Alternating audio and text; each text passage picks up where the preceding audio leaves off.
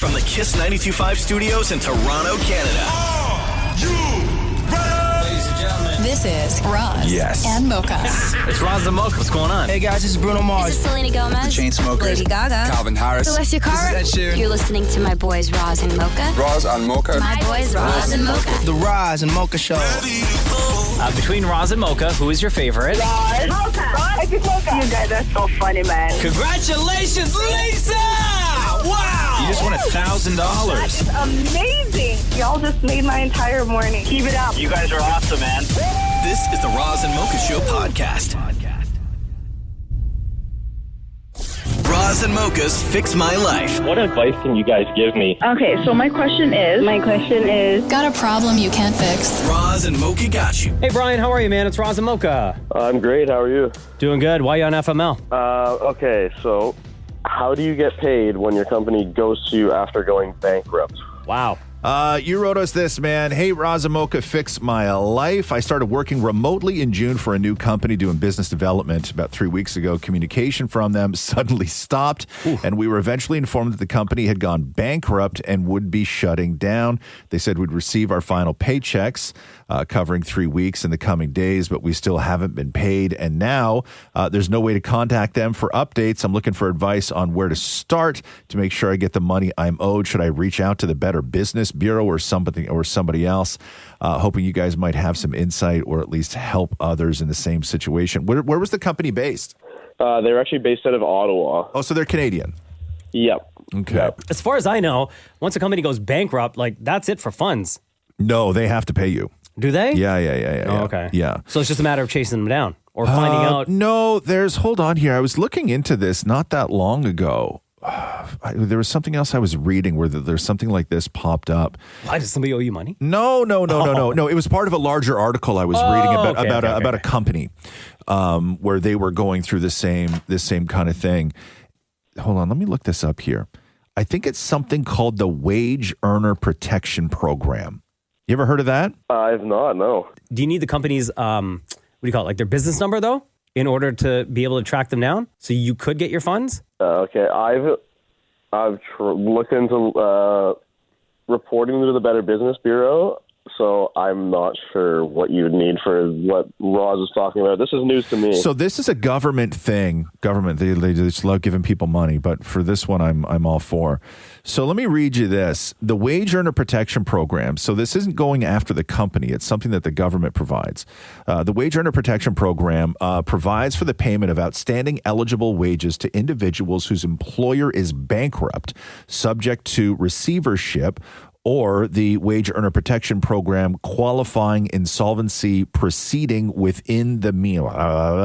Employees can receive a one-time payment of up to an amount equivalent to 7 times the minimum weekly insurable earnings under the Act, which is in 2025 $8,844.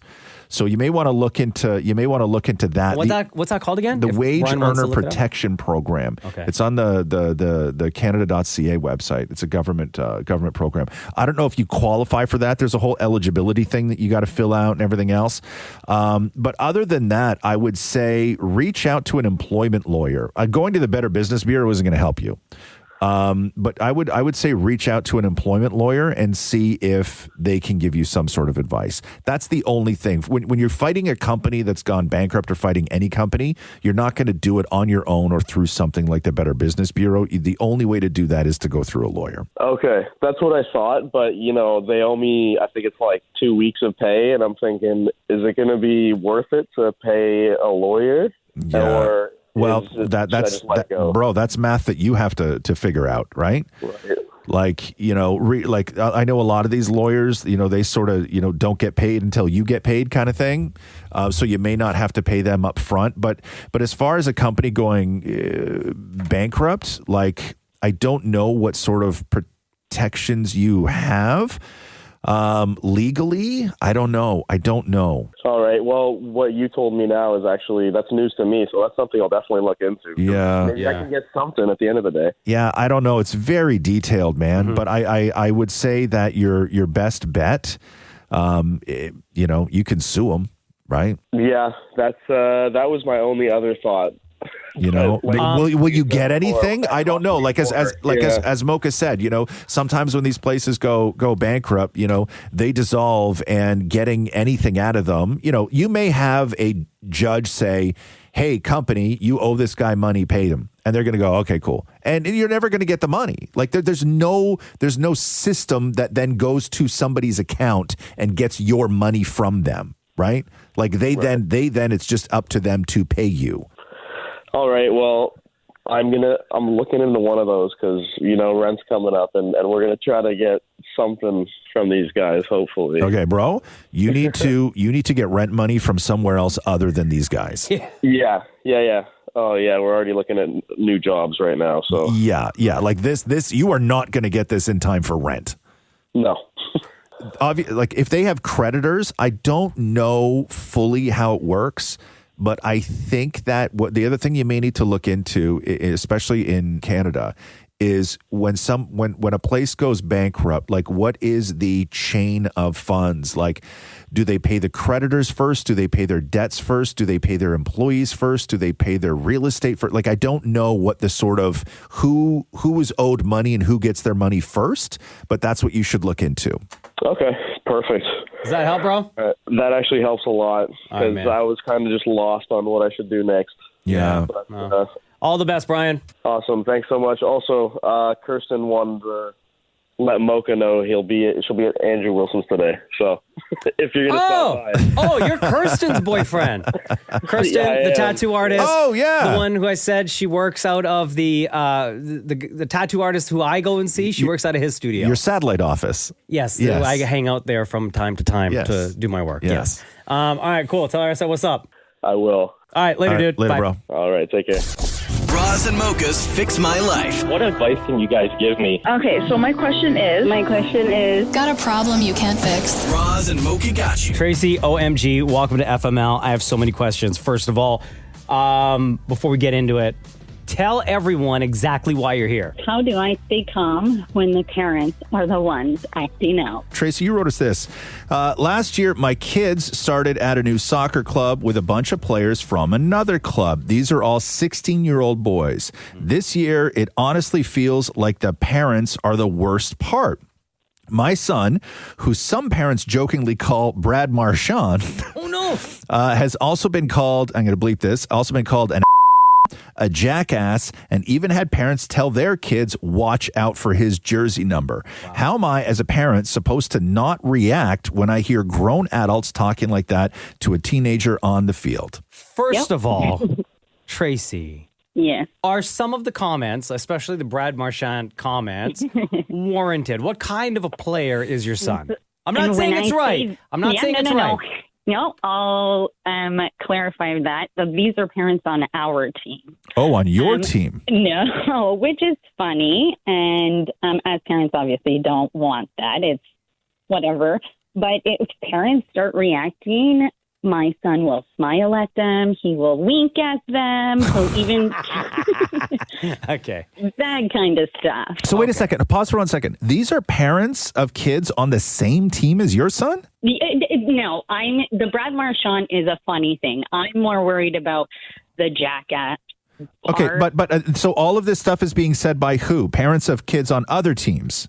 Yes. Oh, okay. Is he an aggressive player? Is he kind of rough? No, it's actually like parents don't think like getting aggressive on the field or even like an easy little foul they get angry about.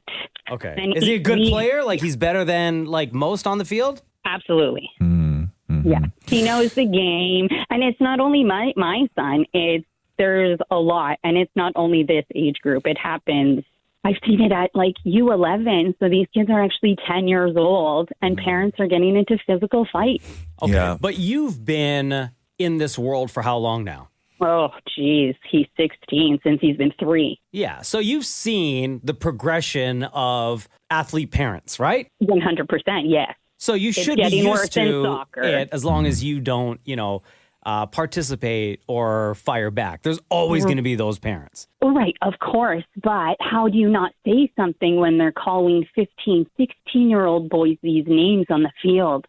Has any of it been warranted? Maybe a few. Okay. So especially with the winking and the smiling. yeah. So your son, we can bleep this again. Your son's a disturber. 100%. Okay. So why are you here then? You know the answer. So here's the thing, okay? When you are raising an athlete and that athlete is of a higher level, but they are also a disturber, those comments are normal. Right. That's how people are going to feel about your son all throughout his playing, right? That's just that's the kind of player he is. So can you say something to the other parents? I think that you're all parents of competitive athlete boys. And I think that, do you need to be friends with parents on opposing teams? No. Do you want to be? No. So why is it bothering you? That's not the extent. We've had, after the game, parents approach us at our vehicles. I wasn't there the one time, but we had one mom was followed outside to a Tim Hortons. Yeah, parents go crazy. I don't know if you've ever seen videos of hockey parents, right? There's dads. I couldn't imagine being dads are fighting in the stands. Moms are throwing cowbells at each other, right? Like it gets vicious. Is that representative? No, but I think that the overreaction is always the overreaction from parents who take it too seriously and who are too protective and don't understand the game. Now, when it comes to your kid, I would say that when you have one of those players as a son, I would explain to them, hey, listen, there's the rules of the game and then there's the spirit of the game. Right. Okay. No, we tell them all the time. What you're doing, yes, it may be within the rules of the game, but is it in the spirit of the game in that moment? Do you need to do this stuff all the time? And not, you don't want to hold them back. You don't want to chastise them. You don't want to do any of that stuff, but explain clearly, because that's where it sort of gets lost with 16-year-olds is the rules of the game and the spirit of the game. And you see that in all levels of, professional sports. When a team is up 6-1 and a guy gets ran, right? That's sure. That's, did you break the rules? No. But is that in the spirit of the game? I don't know. I don't know. Sure. Right? No. But listen, if you don't need to be liked by all these other moms, why do you even care? Who cares? No, I don't care about the opposing who cares? Absolutely not. Who cares? Listen, You'll be fine. You got a 16-year-old jackass who gets chirped by parents on the sidelines and he's blowing them kisses and winking. Bro, you created a monster. Yeah. Tracy, you know how to deal with the situation. And if there's just like one thing that I could say, because I am now in this world. You are in that world. Right? My kid is 8. He plays hockey, right? Yep. Even when he was 4, racing go-karts, right? Where everyone that's not a team sport. Yep. You were going after each other on the track, right? One thing to keep in mind for all the parents out there of any athlete, any sport, just know that your kid is on the team. Your kid will see and hear everything that you and all the other parents are saying to one another. It'll get back to them, whether it's on the ice, on the field, wherever they are. They're going to know. So you still have to set an example for your kids and not throw cowbells at each other and not fist fight in the stands, okay? Yeah, no, absolutely. I feel like once parents are getting involved, then it gets out on the field, right? Yeah. Or on the ice or whatever it is. Yeah. By all means, listen, don't come at me in the stands because, I'm ready to throw hands anytime. You know what to do, Tracy. All right? Yes. All right, Can't wait to go to Niagara with you guys. Yeah. Oh, nice. We're excited with that. Oh, you were a staycation winner. Yes. All right, cool. Leave your kid at home. Yeah, no, absolutely. Yeah, please. Love you, Tracy. All right, love you guys too. Roz and Mocha's Fix My Life. On Kiss.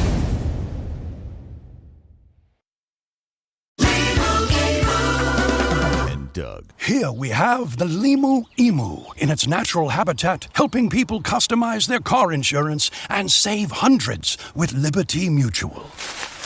Fascinating. It's accompanied by his natural ally, Doug. Limu? Is that guy with the binoculars watching us? Cut the camera. They see us. Only pay for what you need at libertymutual.com. Liberty, liberty, liberty, liberty. Savings vary. Underwritten by Liberty Mutual Insurance Company and affiliates. Excludes Massachusetts.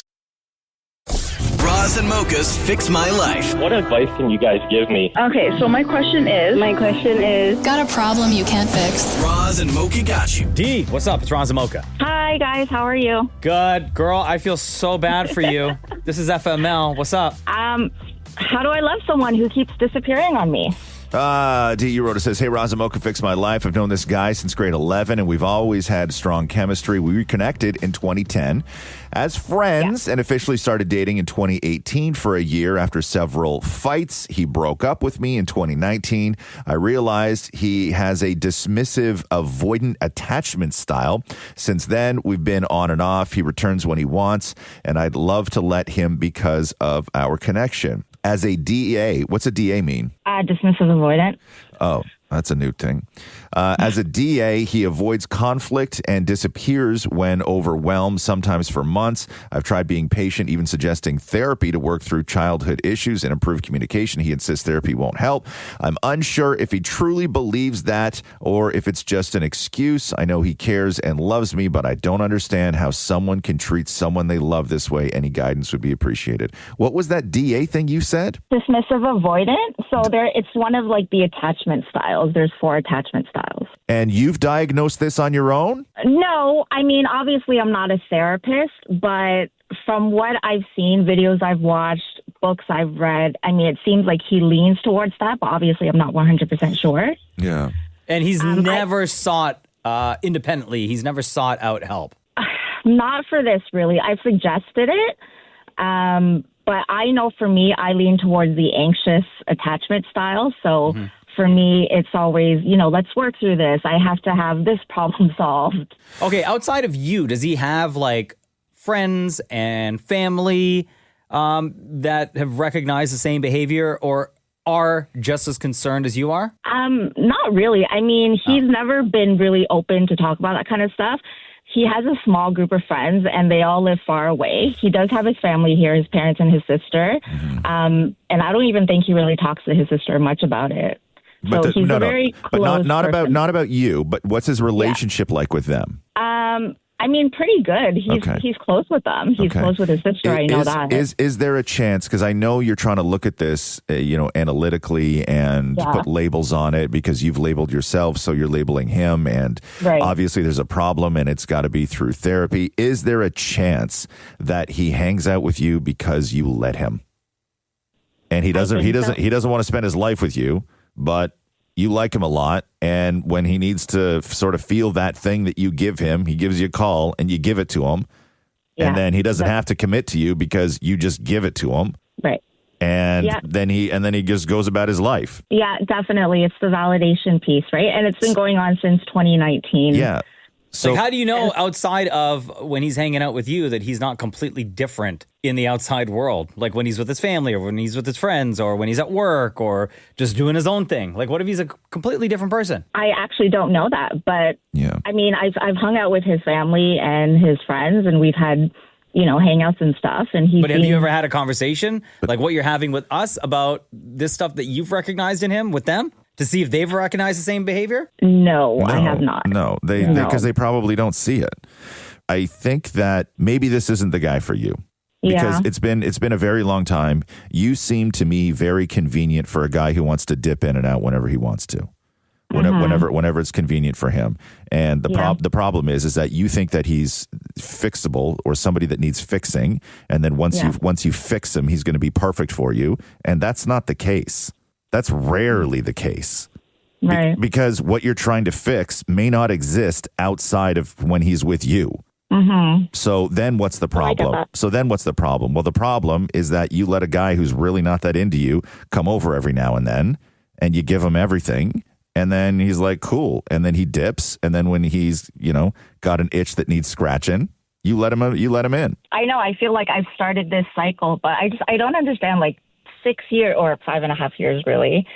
And I mean, he shows the love, the affection, and it's just, I don't know. Sure, because you're a decent person. You've known each other forever, but he doesn't want to spend his life with you. Yeah.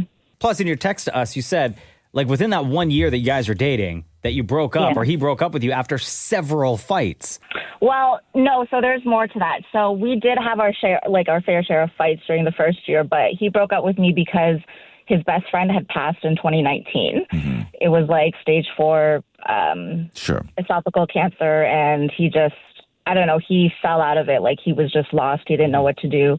I try to be there for him, but he's the type to want to handle things himself, typically. Nothing wrong with that.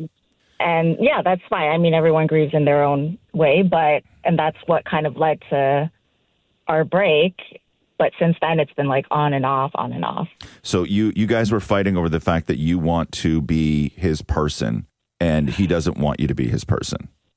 I guess so, yeah. Yeah. Okay. So if somebody needs to sort of work on themselves in this relationship, I'm leaning towards you.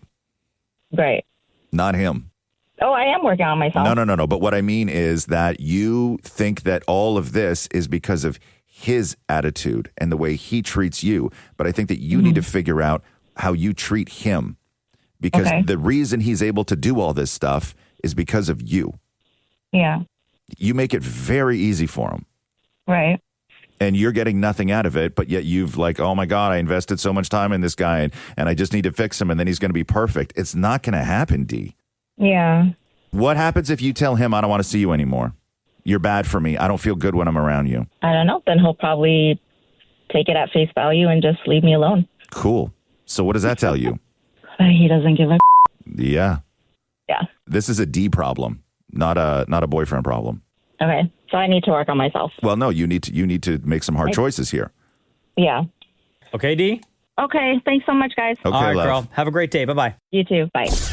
Roz and Mocha's Fix My Life. What advice can you guys give me? Okay, so my question is, Got a problem you can't fix? Roz and Mocha got you. Marlene, it's Roz and Mocha. How are you? I'm good. How are you? Good. You sound like you are in great spirits despite being on FML. Why are you here? Explain. Well, what do you do when a holiday tradition turns into a toxic showdown? Oh, damn. Marlene, you wrote us this. Hey, Roz and Mocha, Fix My Life. We have a relative with some personal and health issues who we've always included in holiday gatherings. Over time, however, her behavior has become extremely toxic and we've chosen to distance ourselves. Last holidays, we decided not to invite her. She responded by sending us an FU gift. She used to send fruits and nut baskets during the holidays, but last April, she sent a noticeably smaller one. At the time, we weren't sure how to interpret it, so my husband thanked her. She then replied with a vicious text accusing us of misunderstanding the gesture. We haven't spoken since. Well, yeah, my husband, we weren't 100% sure. Like it was 90% that, I started to feel guilty that we hadn't invited her. And then my husband is a really nice, soft-spoken guy. And he says, I'm just going to thank her. So he called her. She let it go to voicemail, which is par for the course for her. And he said, thank you very much and happy holidays. And within seconds, a vicious text came back. Yeah. What were the contents of the text? What did she say? Can you remember any of the words or sentences? Basically, just that you misunderstood the gift. It was the message, and how dare you? I'm not even 100% sure. It was just very vicious, and it was an FU gift. Okay. And So when you say the holidays, you mean like over Christmas time? it was actually Passover. Passover. Gotcha. Okay. Okay. And when is Passover? Passover's in April, very close to Easter. Gotcha. Got it. So when you say she's dealing with some personal and health issues and has become toxic, what does that mean? I've known her for 40 years, and she has some health issues, which everybody has, but she has become very negative about everything.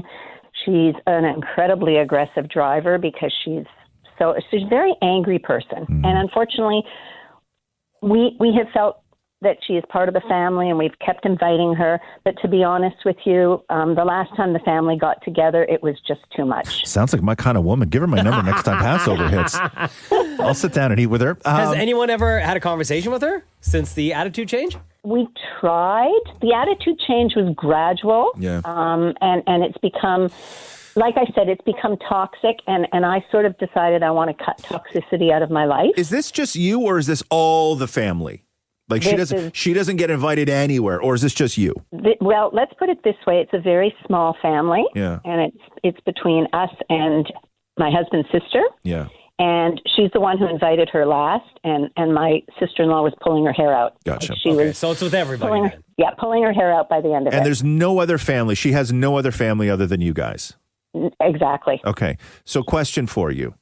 Do you consider yourself a family-first individual? Yes. So then why are you doing this? Because it was hurting my mental health. Okay. So, being accused of of saying things that you don't say. Yeah. I must. Okay, I'm gloves off. I'm going to tell you the whole story. You make it quick, though. My daughter got married, and Yeah. she was invited. Yeah. My late mother-in-law, who was in the early forms of dementia, was there. The daughter made the wedding. She was not going to have anybody there that she did not want. Mm-hmm. And she disincluded parts of my husband's family, okay, that are not related to this woman. This woman was invited. She went and upset my mother, saying, I'm so upset that these people weren't invited. And then that ruined the wedding for my mother-in-law, because all she kept saying to me is, I'm so upset they haven't been invited. So this was my daughter's wedding. And I got over it. We had it out, and I got over it. And that's like 7-8 years ago. Got over it. And truthfully, another person wouldn't be talking to her today. But I got over it. But the behavior's been so increasingly difficult. Does she have anybody else? She's got a couple brothers. She's not talking to one. Okay. So I think that I think that if you're going to sort of remove somebody from your life, especially a family member, I think that you need to let it be known. I don't think that you can do the slow goodbye with a family member. I don't think that you can just happen to not invite them to things. I think that if you're going to do this with a family member, I think you need to have a family conversation with them and let them know exactly why. Okay, well, there was some back and forth with her after she pulled this FU gift. Yeah. So there wasn't a conversation because she kept texting. Yeah. And when you try to call this woman, she doesn't answer the phone. Sure. Have you gone to see her? Nope. Okay. You've thought about it? Truthfully, no. I don't think that with a family member that you've known for 40 years, I don't think that you can I don't think you can ghost them. I think you need to have a conversation. Okay, but it will be a shouting match. She's so vicious. Yeah, that's fine. It's going to go exactly the way that But I think it should be one-on-one. It's going to go. But you need to, I think this not over the phone, not through text. I think you need to sit down and have a conversation. And if you're the one that has all the information, then you need to be the one that has a conversation with her. Well, okay. Yeah, that's how I feel. You may disagree. Other people may disagree. I think that ghosting somebody in your own family after knowing them for 40 years, even if they are a complete and utter chaotic, toxic a-hole, I still think it's a conversation. Okay. Yeah. Fair enough. And just know you're not going to feel good afterwards. And she may not either. You're going to feel terrible afterwards. She's going to make you feel terrible, right? Well, she already did that with the FU gift. Yeah, so get ready. Get ready. We're not going to walk away feeling like you got some sort of closure, right? You're going to feel terrible afterwards. But I just think you need to have that conversation. Okay. Did you guys at least go through the fruit and nut basket that she gave, the FU gift? Oh, we gave it away. Oh, you did? Damn. Oh, I wanted to go take it back and put it on her doorstep, but we just gave it away. Did you tell her you gave it away? No. Okay, make sure you do, though. Oh, okay. No, I'm joking. That'll go over well. But yeah, Marlene, I think you got to be the one to have the conversation with her, okay? Okay. Yeah. All right. All the best, girl. Okay, thank you so much. Roz and Mocha's Fix My Life. On Kiss.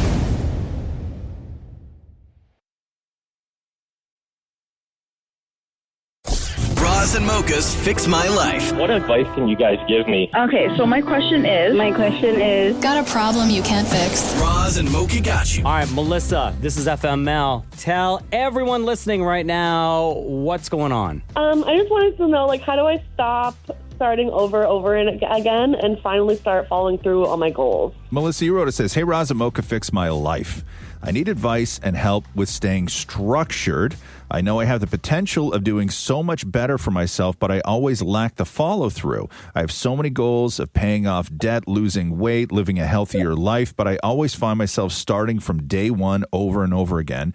I want to be the best person I can be for my daughter. How old are you, Melissa? I'm 26. I'll be 27 next month. Okay. Are you in this alone, or you got is the dad around? The dad's around, yeah.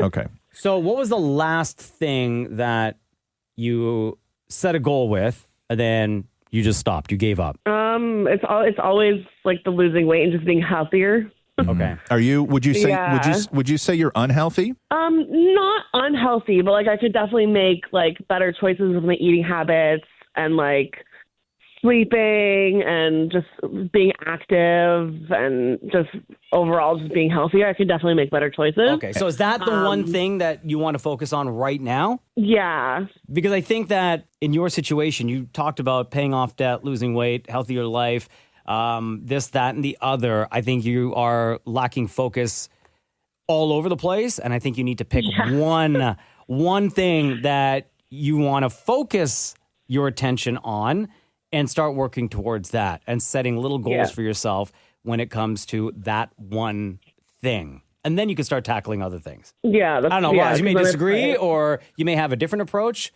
because it sounds like Melissa's got like a bunch of things in her life that she kind of wants to fix almost all at the same time, but can't. I think that what you're doing is you've allowed yourself to be overwhelmed with all of this. And when you get overwhelmed, you feel that it's too big of a task to even start chipping away at it. Yeah. But I think that you should focus on one thing that is the most important thing. And whatever that is to you, I'm guessing it's that you want to be the best person you can be for your daughter, right? Yeah. So here, I'll break it down. It's a simple math equation. And it's a math equation that you're going to ask yourself every single day when you wake up and you don't feel like doing the things that are going to make you better. And the math equation goes like this. Melissa, if you died next year, how old will your daughter be? It's 3. 3. That's too young.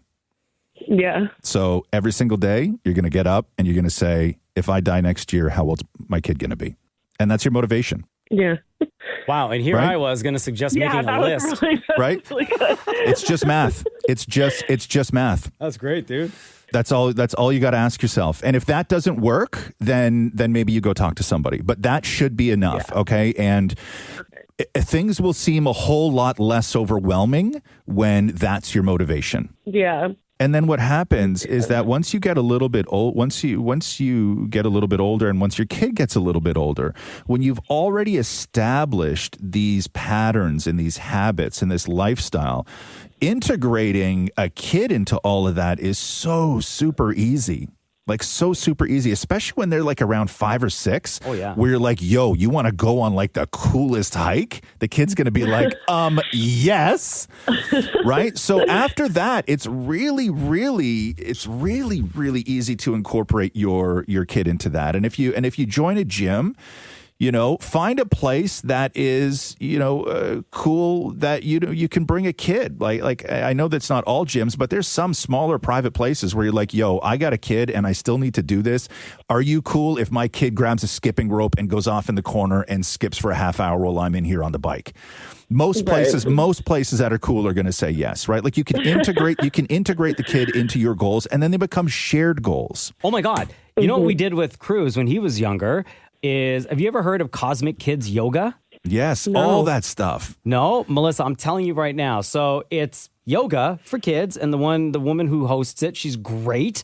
And there's like animation and great music, and she does all the yoga poses, but like really simple ones for kids to do. And like Cruz and I used to do that all the time when he was smaller. And Melissa, this is something that you and your 3-year-old could tackle right now together. It is. It's such a good idea. And I'm just remembering now. My kid is like, she's an athlete and trains 5 days a week, But one of the things that started it all, because she certainly didn't get that from me, but I'm remembering this now. One of the things that started it all is when she was little, probably about 3.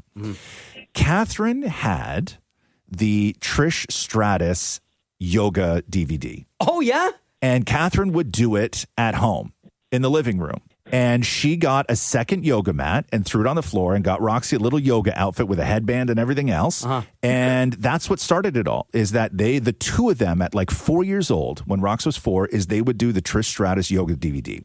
And that is really what started Roxy on all of this. Get you that satisfaction right there. Yes, that's what it was, right? Amazing. And that's really what started it all, is that Catherine incorporated that sort of physical activity, not separate from the kid, but integrated the kid right into it. Yeah, that's a really good idea. Okay. I just also I don't want her to see me making bad choices and bad habits and then think that her as she grows up thinking that that's okay too. Yeah. Well, you got to make that change, Melissa. And even every single day, sure. just set little goals for yourself, right? Even if it doesn't include your daughter, it's, maybe she's with her dad and you say, today I'm going to go for a 20-minute walk. I'm just going to go outside, before dinner or after dinner, whatever. And I'm going to take these 20 minutes for myself, pop in my headphones, whatever, and just go for a walk every single day. And it'll improve your lifestyle. It'll improve your mood. Most importantly, it will improve your sleep. Yeah. Okay? Okay, perfect. That was amazing, guys. Thank you. Okay, love you. All the best. Bye-bye. Love you. Bye. Roz and Mocha's Fix My Life. What advice can you guys give me? Okay, so my question is... Got a problem you can't fix? Roz and Mocha got you. Rachel, welcome to Fix My Life. Why are you here? What is a potluck pro secret? Help! What is a potluck pro secret? Rachel, you wrote us this. Hey, Roz and Mocha, fix my life. Roz, I need your help. I'm having a potluck at work and I'm at a loss. I'm guessing of what to bring, right? Yeah. Okay, is this a holiday potluck? No, it's kind of, I'm a teacher, so Okay. we have potlucks once a month, so Okay. it's my turn to do the potluck. Well, what do you Like mean? organize it or bring all the food? No, like we each bring a food. So it's like the social committee arranges when we bring in food, Yeah. and then my group goes in a couple of weeks. But Okay. I need to prepare. I need to practice. How many people are we talking? 30 to 40. 30 to 40. And no kids, just all staff? Yes, and there just can't be onions. Someone's allergic. It can be onions. Okay. Weird. Fire them. Why are you making my life so difficult? I know. Okay, so you got a potluck, 30 to 40 people, all adults, no kids, no theme. Now, do you have, as the person who is in charge of this potluck, have you broken it down to you need X amount of desserts, you need X amount of veg, you need X amount of salads, you need X amount of, like, have you done all this, or is it just a free-for-all? Anybody can bring anything they want? Yeah, it's a free-for-all. Everyone's bringing whatever they want. There should be rules, because what you end up with is maybe 6 people bringing cakes for dessert. I know. So the fruit thing salads, is, like, it right? should be like lunch things. It should be lunch things. That's what we're told. Yeah, but that's fine. But what I would recommend as the boss of the potluck, right, is there's 40 people, and I would just send out a list that said, like 4 desserts, 4 salads, 4 hot food things, for whatever, and then have people just sign up on the thing. I'll bring a dessert. I'll bring you this. I'll bring you this. I'll bring you this. Like an appetizer or So something. That would be a good idea. So at least there is some sort of cohesion to it. Now, when it comes to my personal feelings towards potluck, you can go one of 2 ways. You can be the hero, right, who orders 6 pizzas, right? Everybody always loves the pizza hero at a potluck, okay? It's not a lot of effort, but once the boxes of pizza show up, everybody's like, oh, damn, it's pizza time. Can I tell you who the hero was at a couple of potlucks I've been to? And he quickly realized he was the hero. So potlucks moving forward, after the first time he did this, became his go-to. And everyone knew, Perry's bringing a bucket of chicken. Bucket of chicken. Same thing. Right? Whether it was from like Popeyes or KFC or wherever, it was always like the bucket of chicken or chicken wings was like the OMG moment. Absolutely. As soon as it showed up. And I'm with you on this, Mocha, because my other thing with potlucks is people tend to just bring in a giant vat of something, right? And then everybody's like scooping it and this kind of thing. For me, with a potluck, like I would bring in individual things, right? So if you're doing I don't know, like you wanted to do like just say like mini sliders kind of thing, right? Or you wanted to do like a like more sort of like hors d'oeuvre kind of things, right? So it's like individual things as opposed to people digging into one giant vat of something that's been reheated twice now, right? It tends to sort of lose its appeal because you're bringing it in and it's going to be in like one of those foldy tinfoil containers and it just doesn't look good, right? So I would say bring something that you can then take out of a container and display on a larger sort of serving tray. Yeah, it's got to be easy to eat, and it has to be something that can fit on a plate with other things. Yes. Right. So I would say go for the sort of individual, snack bitey kind of things, right? Or be the hero and get pizza or a bucket of chicken. Or, I've never been to a potluck where somebody didn't sell out completely of all the meatballs. Right, I think meatballs are a staple at any potluck. Somebody's got to make the meatballs. Sausage rolls again. Individual little things, right? Like sausage rolls are great. I love all that stuff. But then you also need the salads, right? Like you need not a heavy salad, but like a fresh salad. Somebody's got to bring veg and hummus. right? Yeah. You know, you need that there. Like, you just got to sort of cover off your bases a little bit. Oh, charcuterie board? Yeah, but even but a charcuterie board tends to start looking gnarly, you know, after a while too. But yeah, you can do a charcuterie board. Pickled herring with little Q-tips. No, Maury, get out of here, man. Nobody wants your pickled herring. A part of FML. Did you say little Q-tips?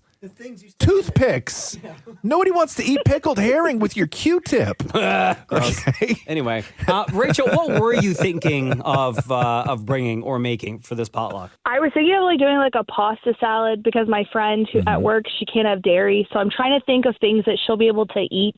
But like, I really like the idea of like a slider. That's kind of fun. But yeah. I'm not the organizer. I was just told to bring in something this day. That was the one thing I wanted to say. I'm not organizing this. Maybe suggest that to the organizer, though. Yeah. So you don't end up with 6 Costco-sized containers of fruit salad. Fruit. Yeah. Yeah. Because that'll that happened last time. We had a lot of fruit. Right. A little bit of organization. And you brought up a good point about, you can't make a pasta salad because it's got dairy in it. Maybe you need to, within that email, the organizer has to say, are there any dietary restrictions, right? Yeah. That's important too. Because then you don't want any of the food to go to waste. You work with a lot of millennial women, huh? Yeah, I'm a teacher. Yeah, all the dietary stuff. Yeah. It's gonna be a potluck. It's gonna be a potluck with 6 cases of water. Yeah. But with a potluck, you gotta factor in not everybody's gonna bring something, and not everybody's gonna eat everything. So it's like a balance of exactly how much do you bring. But I would start with the list. I would tell that to the person. Just be like, hey, is there a list of like how many desserts, how many savories, how many salads, how many whatever? I'd like to sign up for it, and then maybe they do that, and then it just makes your life a little bit easier. Yeah, I think that's great. Thank you guys so much. Love you, Rachel. Have a good day. Love you guys. Bucket of chicken, though. Bye. Bucket of chicken. Oh, bro. Thanks for listening to the Roz and Mocha Show podcast. Catch the guys live Weekday mornings from 6 to 10 on Kiss 92.5. Kiss925.com. Or download the Seeker app.